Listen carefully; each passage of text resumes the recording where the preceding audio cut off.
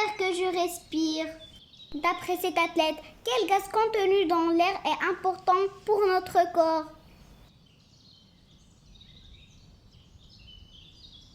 Comment ce gaz peut-il arriver jusqu'à nos muscles? Quel trajet suit le dioxygène que l'on respire? Les organes de l'appareil respiratoire. L'air entre dans notre corps lors de l'inspiration.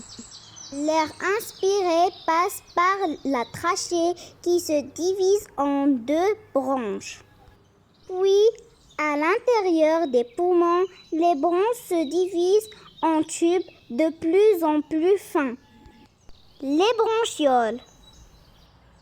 Au bout de ces bronchioles se trouvent de nombreux sacs appelés alvéoles pulmonaires.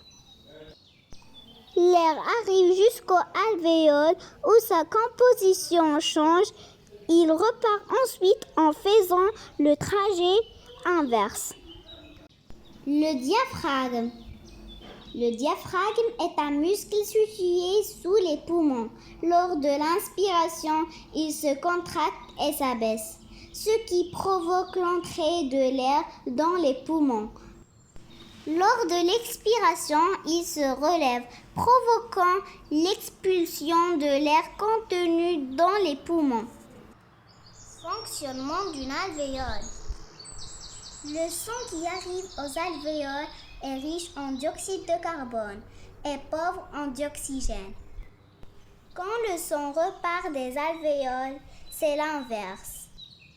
Il est riche en dioxygène et pauvre en dioxyde de carbone. Il y a donc des échanges gazeux entre les alvéoles pulmonaires et le sang.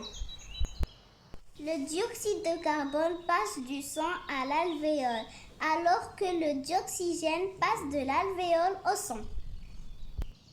Si on respire de l'air pollué, l'alvéole s'abîme et les particules polluantes se retrouvent dans le sang. On peut alors avoir des maladies respiratoires.